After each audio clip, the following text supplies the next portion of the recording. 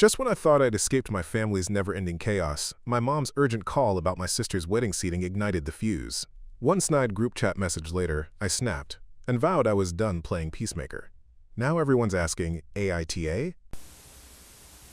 It all started when I got the phone call that changed everything. It was a Tuesday morning, just a week before my sister Sarah's wedding. I was sitting at my kitchen table, sipping coffee and scrolling through social media when my mom's name flashed on the screen. I hesitated for a moment, feeling a knot form in my stomach just thinking about what it could be. You see, my family has always been a bit of a hot mess, but this time, it felt particularly significant. "Hey, Mom," I answered, trying to keep my voice light. "Hi, honey. I need to talk to you about the wedding," she said, her tone immediately shifting my mood. "What about it?" I asked, bracing myself for the usual complaints about the decorations or the guest list. "Well, it's about Sarah and her fiancé, Tom. They're arguing about the seating arrangement, and I think we need to intervene," she stated, her voice rising with urgency. I leaned back in my chair, rolling my eyes. This was classic family drama. "Mom, it's just a wedding. Can't they figure it out on their own? But they're going to ruin the whole day if we don't help," she exclaimed, her frustration palpable even through the phone. I sighed, running a hand through my hair.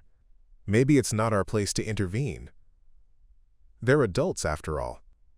Little did I know that this phone call was just the beginning of a series of events that would ultimately lead me to question my entire family's dynamics. Background context. To give you a bit of context, I'm 28, the middle child of 5. My parents, while loving, have always had a tendency to meddle in each other's affairs as well as ours. Growing up, I learned to navigate the chaos, but deep down, I was always seeking a way out. My eldest sibling, David, has always been the golden child, the one who could do no wrong. Sarah, the bride-to-be, has been the drama queen since we were kids, always making everything about her. And then there's my younger brother, Jake, who's still figuring out his path in life and often gets caught in the crossfire. I've spent years feeling like the peacemaker, trying to keep everyone from exploding. But as I got older, I began to realize that this role was more of a burden than a privilege. I remember countless family gatherings where I would be the one trying to diffuse tension, making jokes to lighten the mood or stepping in to mediate arguments. I often felt like I was walking on eggshells trying to keep everyone happy while my own feelings took a back seat. My childhood was a roller coaster of emotions. I remember my parents arguing frequently, and it was always about the smallest things: who forgot to take out the trash, whether the dishes were done, or whose turn it was to pick up the groceries. These arguments were often loud and heated, and I learned to retreat into my room, trying to block out the noise. I often felt like I had to be the adult in the room, supporting my parents when they were upset. As I reflected on my family's dynamics, I realized that the stress of managing their drama was taking a toll on my mental health. I was tired of being the one expected to smooth over every conflict, and I yearned for a life free from the chaos that seemed to be a constant presence in our family. The build-up to the explosion. Fast forward to the days leading up to the wedding. The family group chat was buzzing with messages about last-minute details, but instead of excitement, it was filled with bickering and passive-aggressive comments. I found myself scrolling through the endless threads, shaking my head in disbelief. One evening, as I was prepping dinner, my phone chimed with yet another notification. This time, it was a voice message from Sarah. I clicked on it and her voice filled the kitchen.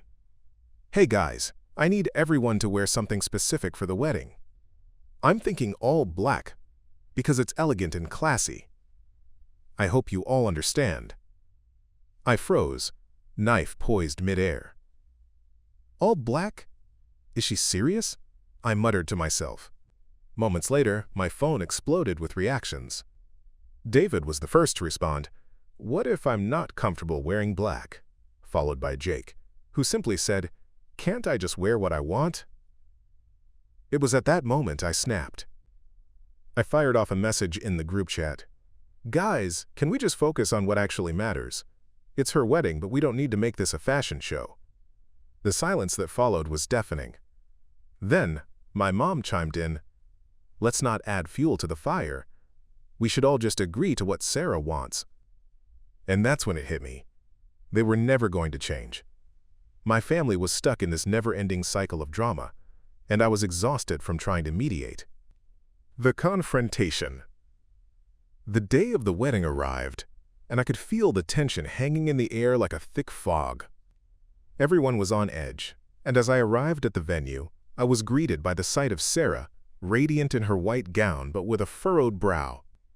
"Can you believe they didn't follow my dress code?" she hissed at me, gesturing toward David and Jake, who were both in casual attire. I took a deep breath, fighting the urge to roll my eyes. "It's just clothes, Sarah.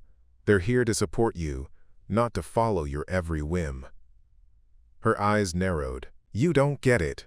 It's my day, and if they can't respect that, then they shouldn't be here." At that moment, I felt a rush of anger. Maybe you should take a step back and think about what really matters.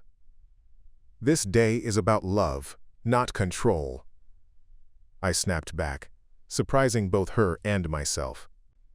The argument escalated quickly, with hurtful words exchanged. "You're always playing the peacemaker, but you're not helping. You're just enabling their behavior," she shouted, tears forming in her eyes. As the confrontation reached its peak, I knew I couldn't hold back any longer. "I'm done with this, Sarah. I'm tired of being the one who holds everything together. If you want to keep playing these games, fine, but I won't be a part of it anymore." With that, I stormed out of the venue, my heart pounding in my chest. I felt a mix of relief and guilt, but mostly, I felt free. The fallout. In the days that followed, my phone buzzed incessantly with messages from family members, all trying to get me to come back into the fold. My mom sent a long text, filled with apologies and pleas for me to join them for dinner. David reached out, trying to mediate on Sarah's behalf. Even Jake, who usually stayed out of the drama, texted me, "I miss you, can we talk?" But I wasn't ready. I spent days reflecting on my family's dynamics, realizing how much I had sacrificed for their peace. I felt a sense of clarity wash over me as I recognized my own need for boundaries. The more I thought about it, the more I realized that this wasn't just about the wedding. It was about years of feeling trapped in a role that wasn't truly mine. I decided to take a break from social media and focus on myself for a while. I went for long walks, read the books I had been meaning to catch up on, and even started journaling my thoughts. It was liberating to finally prioritize my own feelings, but I also felt a twinge of guilt for leaving my family in turmoil, the turning point. After about a week of silence and reflection, I decided it was time to re-engage with my family. I knew that avoiding them wouldn't solve anything, but I was still hesitant about how to approach the situation. So much had happened, and I felt a mix of anxiety and anticipation about the conversations we needed to have. I agreed to meet my mom for lunch at our favorite cafe. As I walked in, I noticed her sitting at a corner table, nervously fidgeting with her napkin. She looked up as I approached, her eyes filled with a mixture of hope and apprehension. "Hi, sweetie," she said, trying to smile but failing to hide her concern. "I'm so glad you came." "Me too," I replied, taking a seat across from her. "I think we need to talk about everything that happened." The conversation flowed awkwardly at first, but as we began to discuss the wedding and the fallout from my confrontation with Sarah, I felt a sense of relief wash over me. My mom admitted that she was overwhelmed by the stress of planning the wedding and how that pressure had contributed to the conflicts within the family. "I thought I was helping, but I just made everything worse," she said, tears glistening in her eyes. "I'm so sorry for putting that burden on you." It was refreshing to hear her acknowledge her mistakes. I felt a wave of empathy for her, realizing that she was also navigating her own struggles. We talked about how we could support each other better moving forward, and I began to feel a sense of hope. Maybe we could break this cycle of dysfunction, building bridges. After lunch with my mom, I felt inspired to reach out to Sarah and David. I knew that if we were going to heal as a family, we all needed to contribute to the process. I texted Sarah suggesting we meet for coffee to talk things through. To my surprise, she responded positively and we set up a time to meet. When we sat down together at a local coffee shop, I could see that she was nervous. I took a deep breath and started the conversation. "Sarah, I want to start by saying that I'm sorry for how I handled things at the wedding. I should have approached the situation differently," I said, feeling the weight of the moment. She nodded, her eyes softening. "I appreciate that. I was just so stressed and I felt like I was drowning in all the details. I didn't mean to take it out on you. I get it. Planning a wedding is a huge deal, and it can be overwhelming, I replied. But we need to communicate better. I don't want to be caught in the middle of your arguments anymore. I don't want that either, she said, her voice earnest. I realize now that I need to be more open with you and our family about how I'm feeling. We spent the next hour sharing our thoughts and feelings, and by the time we left the cafe, I felt hopeful about our relationship. It was a step forward, and I could see that Sarah was genuinely trying to change. Turning towards healing. With Sarah on board, I turned my attention to David. I texted him to meet up and discuss our family dynamic. I felt nervous, but I knew that it was necessary to have an honest conversation. When we met, I could see that he was apprehensive as well. "What's up?" he asked, leaning back in his chair. "I wanted to talk about how we've been treating each other as siblings," I began. "I think we've all been contributing to the chaos, and it's time we address it." He looked surprised but intrigued. "Okay, I'm listening." I shared my feelings about feeling like the family mediator and how it had taken a toll on my mental health. I explained that I wanted us to be more supportive of each other rather than engaging in constant bickering. To my surprise, David opened up about feeling pressured to maintain his image as the golden child. "I know I've always been the one who seems to have it all figured out, but that's not really true," he admitted. "I feel like I'm constantly under pressure to be perfect, and it's exhausting." Hearing that from him shifted my perspective. It made me realize that even the golden child had his struggles and insecurities. We spent the next couple of hours talking about our childhood experiences, the pressure we felt as siblings, and how we could better support each other moving forward. By the end of our conversation, I felt a sense of camaraderie with David that had been missing for years. We agreed to work on being better to each other and to hold each other accountable for our actions. The family retreat. After our discussions, I suggested that we plan a family retreat to help us bond and continue fostering our new communication style. To my surprise, everyone was on board.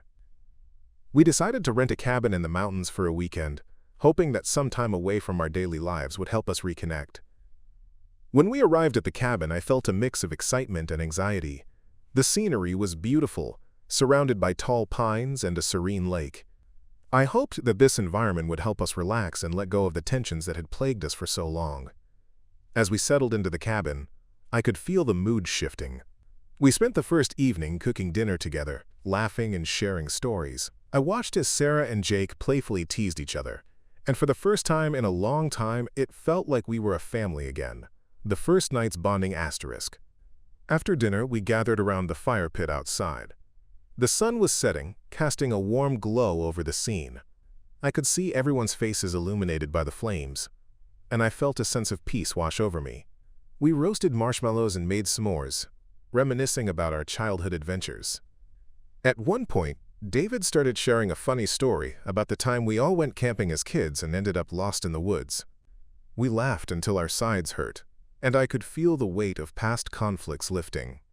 It was a moment of pure joy, and I realized how much I had missed these connections. However, as the night wore on, the conversation shifted. Sarah brought up the wedding again, and I could see the tension creeping back in.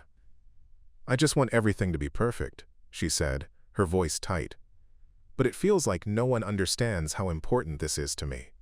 I felt a familiar urge to jump in and mediate, but I held back. "Sarah, we're here for you, but we also need to acknowledge that we can't control everything. It's okay to let go a little," I said gently. David nodded in agreement. "Yeah, we want to support you, but it's not worth fighting over every detail. We're your family, and we love you no matter what." With those words, the atmosphere shifted again. Sarah took a deep breath and nodded, a look of realization crossing her face. "You're right. I think I've been so focused on the details that I forgot the bigger picture," she admitted. The healing process. The next day, we went hiking together, taking in the stunning views and fresh air. As we walked, I felt a sense of camaraderie growing among us. We took turns sharing our thoughts on what we wanted for our family moving forward. Jake expressed his desire to feel more involved and valued, while David talked about wanting to be more vulnerable with us. "I want you all to know that I struggle too," he said, his voice serious. "It's not always easy being the oldest, and I don't want you to think I have it all figured out." Hearing that from David was a turning point for me. I felt grateful for his honesty, as it opened the door for deeper conversations about our feelings and struggles. We spent hours hiking and talking, and by the time we returned to the cabin, I felt a renewed sense of connection with my siblings. That evening, we took turns sharing what we appreciated about one another. It was an emotional moment for all of us. Tears were shed, and we embraced each other, promising to support one another through thick and thin, returning home. By the end of the retreat, I felt a sense of hope that I hadn't experienced in a long time. As we packed up the cabin, I realized that we had made significant progress in repairing our relationships. We had confronted our issues head-on and committed to being better family members. When we returned home, I felt a renewed sense of purpose. I was determined to continue fostering these connections and to hold everyone accountable. We scheduled regular family check-ins to ensure we maintained open lines of communication, and I felt optimistic about what the future held. The impact of therapy.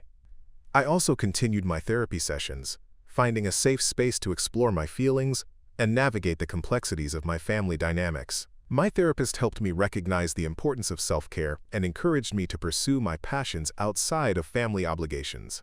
I started taking art classes to refine my skills, immersing myself in creativity and allowing it to be a source of joy and healing. I remember one session where we talked about the importance of setting boundaries. You have every right to prioritize your mental health, my therapist said. It's not selfish to take care of yourself. Those words resonated with me, and I began to implement healthier boundaries in my life. I learned to say no when I felt overwhelmed and to communicate my needs clearly. The wedding revisited. As the wedding approached, I felt a mix of excitement and anxiety. I knew that it would be a significant moment for our family, and I wanted it to go smoothly. However, I also recognized that there would likely be challenges along the way. A few days before the wedding, Sarah reached out to me. "Can we talk?" she texted, and I could sense the urgency in her words. When we met up, she looked anxious. "I've been thinking a lot about everything, and I want to make sure I don't lose sight of what really matters," she said, her voice trembling. "I'm proud of you for recognizing that," I replied. "It's easy to get lost in the details, but remember that the day is about love and family." Sarah nodded, wiping away a tear. "I want you to know that I appreciate you being there for me, even when I'm difficult," she said. "I'm going to try my best to make this a day we can all enjoy." Her words meant a lot to me, and I felt a sense of relief knowing that she was committed to making things better. The wedding day. The day of the wedding arrived, and I was filled with a mixture of excitement and nervousness. As I got dressed, I couldn't help but reflect on how far we had come as a family. I arrived at the venue early to help with the setup, and I was pleasantly surprised to see that everyone was working together harmoniously. As the ceremony began, I watched Sarah walk down the aisle, radiant in her gown. I felt a surge of pride for her, and a deep sense of gratitude for the journey we had all taken to get to this moment. The vows were heartfelt, and I could see the love between Sarah and Tom. When it was time for speeches, I felt a mix of excitement and anxiety. I had prepared something heartfelt to say, but I was also nervous about how it would be received. As I stood up to speak, I took a deep breath and looked at my family gathered around me. "I just want to say how grateful I am for this family," I began. "We've been through a lot together, but we've also grown and learned. Sarah, I'm so proud of you for finding love and for being open to change. And to everyone here, let's continue to support one another and cherish these moments together." As I finished speaking, I could see tears in Sarah's eyes, and she smiled at me. It felt like a culmination of everything we had worked on as a family, and I knew that we were on the right path. A new beginning. After the wedding festivities, I felt a sense of closure and a new beginning for our family. We had faced our demons and emerged stronger. I recognized that we would continue to encounter challenges, but I felt equipped to handle them. In the months that followed, we continued to prioritize our family dynamics. We scheduled regular check-ins, celebrated each other's milestones, and worked on being more supportive. I even encouraged my siblings to pursue their passions, and it was fulfilling to see them flourish. David started taking cooking classes, finding joy in creating meals, while Jake began volunteering at a local animal shelter, discovering a passion for helping animals. Sarah and Tom planned a honeymoon that focused on experiences rather than material things, embracing the adventure of marriage. As for me, I continued my art classes and even started showcasing my work at local galleries. I felt a sense of fulfillment that I had been missing for years, and I embraced the creativity that had always been a part of me. Final reflections. Looking back on everything that transpired, I realize how much I've grown as a person. I've learned the importance of self-care, the power of communication, and the value of family. While we still have our moments, we now approach conflicts with a sense of understanding and empathy. So AITA for telling my family I'm done with their drama. I think I've finally found my voice, and for once, it feels empowering. This journey has taught me that it's okay to set boundaries and prioritize my well-being while still cherishing the relationships I hold dear. I'm curious to hear your thoughts.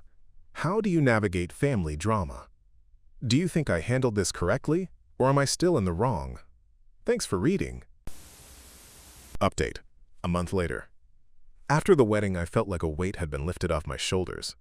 I had been bracing for the fallout from the wedding drama, but surprisingly, everything had settled down. My family continued to communicate better, and it truly felt like a new beginning. I decided to share my progress on Reddit to see if anyone had similar experiences. The response was overwhelming. People shared their stories of family drama and how they navigated through it. I felt a sense of camaraderie with strangers who understood my struggles. Some even offered advice on how to keep the momentum going in our family dynamics. One commenter suggested that I implement a family gratitude jar. The idea was simple. Each family member could write down something they were grateful for about another family member and place it in the jar. Once a month, we would read them aloud together. I loved the idea and decided to propose it to my family, introducing the gratitude jar. That weekend, during our monthly family check-in, I brought up the gratitude jar. I think it would be a great way to remind ourselves of the positives in our family, I suggested. Everyone was on board, and we all took turns decorating the jar. We used stickers, markers, and even some glitter. It felt like a fun bonding activity, and I could see everyone's spirits lifting as we worked together. As the weeks passed, we each made a point to write down our gratitude notes. I was surprised at how much joy it brought to our family dynamic. It became a ritual that we all looked forward to, and it helped us focus on the good rather than dwell on disagreements. Reading the notes. When the first month came to an end, we gathered in the living room to read the notes aloud. I felt a sense of anticipation as we each took turns pulling out a note.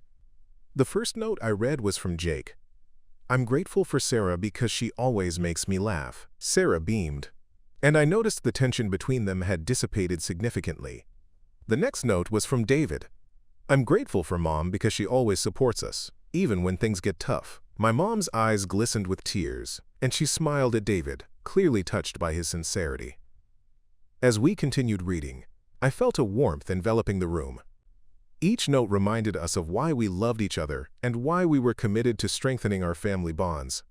It was incredible to witness how something as simple as a gratitude jar could have such a profound impact. Continuing the tradition, the gratitude jar became a staple in our family gatherings. Each month, we would read the notes, and it became a time for reflection and appreciation. I noticed that our family dynamics were improving, and the drama that once consumed us was now a distant memory. At one point, I suggested that we each write a note to ourselves, reflecting on our personal growth. It was a way to encourage self-reflection and to remind ourselves of our individual journeys. I found this exercise to be particularly empowering, as it reinforced the importance of self-care and personal development. A family game night. As our gratitude jar tradition continued, I decided to introduce another bonding activity, family game night. I thought it would be a fun way to unwind and strengthen our connections. We chose a date and all brought our favorite board games. The first game night was a blast. We played everything from Monopoly to card games, and I couldn't remember the last time I had laughed so much with my family. The friendly competition brought out our playful sides, and for a few hours, we were just a family having fun. I also noticed that during game night, we were more forgiving of each other's quirks. If someone made a silly mistake while playing, we laughed it off instead of resorting to sarcastic comments. It was refreshing to see how our improved communication was translating into our interactions during casual moments. The impact of new traditions. As we continued these new traditions, I felt a growing sense of closeness with my family. We were no longer weighed down by the burden of unresolved conflicts. Instead, we were building new memories rooted in love, support, and shared experiences. However, I was also aware that not everything was perfect. There were still moments of tension, and it was important to address them as they arose. I made it a point to remind everyone that it was okay to express our feelings, even if they were difficult. One evening, during a casual dinner, I noticed that Sarah seemed a bit off. After dinner, I pulled her aside and asked if everything was okay. She hesitated for a moment before opening up about her worries regarding her relationship with Tom. "I love him, but sometimes I feel like he doesn't understand me," she admitted, her voice trembling. "I'm scared about what our future holds." I took a deep breath, feeling the familiar urge to mediate. "Sarah, it's okay to have those feelings. Have you talked to him about it?" I encouraged her. "I don't want to seem needy," she replied, looking down. "Being vulnerable is a sign of strength, not weakness," I reassured her. "You deserve to express your feelings and have them acknowledged." Encouraging open communication. It was crucial for me to encourage open communication among my siblings. I knew that we all struggled with vulnerability, but I hoped that by modeling it, I could help create a safe space for everyone. A few days later, I suggested that we have a family meeting to check in with one another.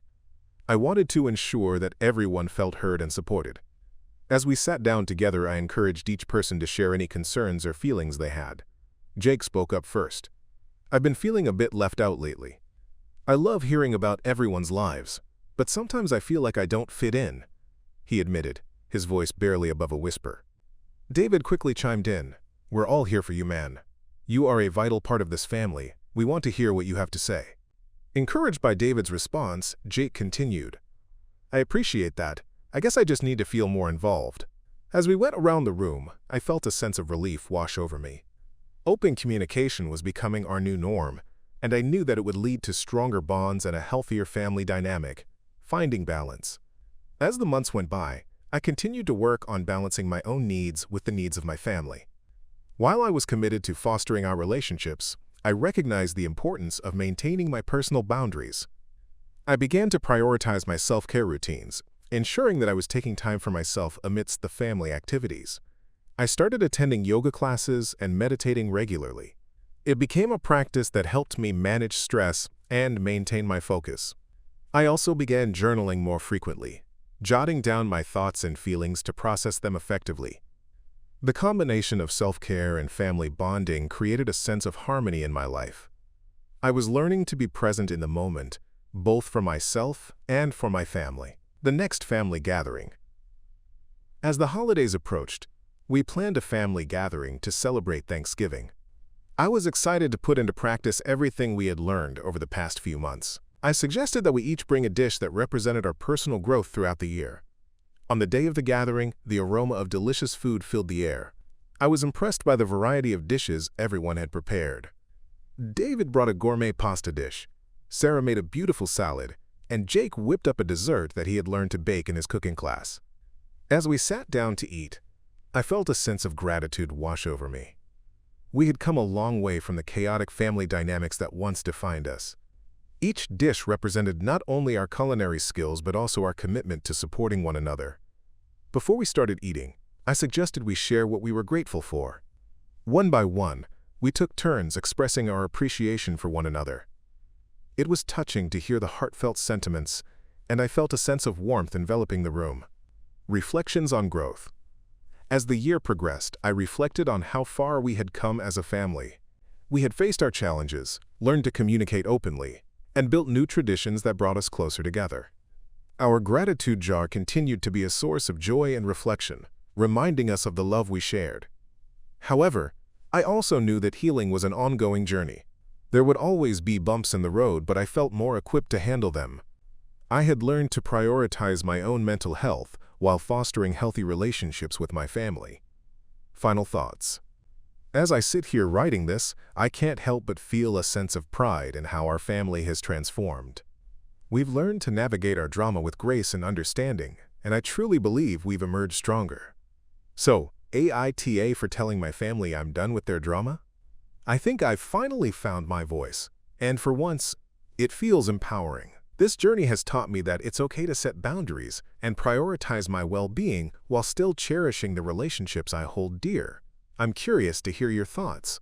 How do you navigate family drama? Do you think I handled this correctly, or am I still in the wrong? Thanks for reading. Update. A year later. Fast forward a year, and I can confidently say that our family dynamics have continued to improve. We have embraced our new traditions, and the gratitude jar remains a staple in our gatherings. Our family check-ins have become a monthly ritual, and I genuinely look forward to these moments of connection.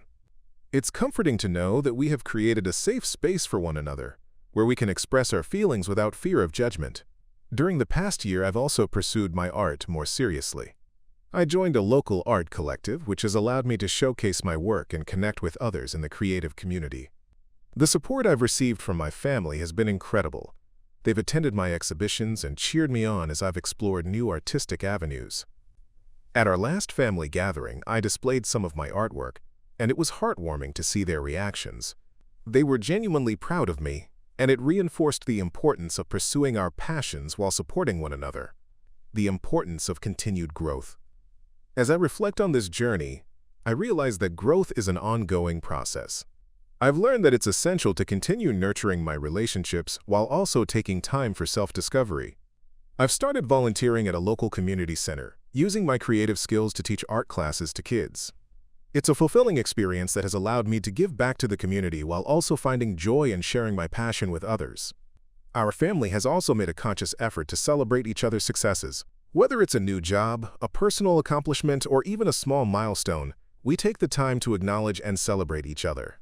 This has strengthened our bonds and created a sense of unity that I cherish. Final reflections. Looking back on everything that has transpired, I can honestly say that I'm grateful for the challenges we faced. They forced us to confront our issues head-on and ultimately led us to a place of healing and growth. I've learned that it's okay to set boundaries and prioritize my mental health. This realization has not only improved my relationships with my family, but has also allowed me to thrive personally. As I continue to navigate life's ups and downs, I carry with me the lessons I've learned from this journey. I've found my voice, and I'm committed to fostering healthy relationships while also honoring my own needs. So, AITA for telling my family I'm done with their drama? No, I'm proud to say that I took a stand for myself, and it has made all the difference in my life. Thanks for reading, and I hope my story resonates with anyone dealing with family drama. Remember, you deserve to prioritize your well-being while also cherishing the relationships that matter most. I'd love to hear your thoughts and any experiences you might have had with family dynamics. Let's keep the conversation going. Wow, what a ride. It's incredible how a single phone call can unravel years of buried tension and force long overdue honesty. Our narrator's decision to finally set boundaries, even at the cost of family harmony, took real courage. It reminds me that sometimes self-preservation is the greatest act of love, both for ourselves and for those we hope to help. In the end, choosing peace over perpetual drama can be the bravest choice we ever make.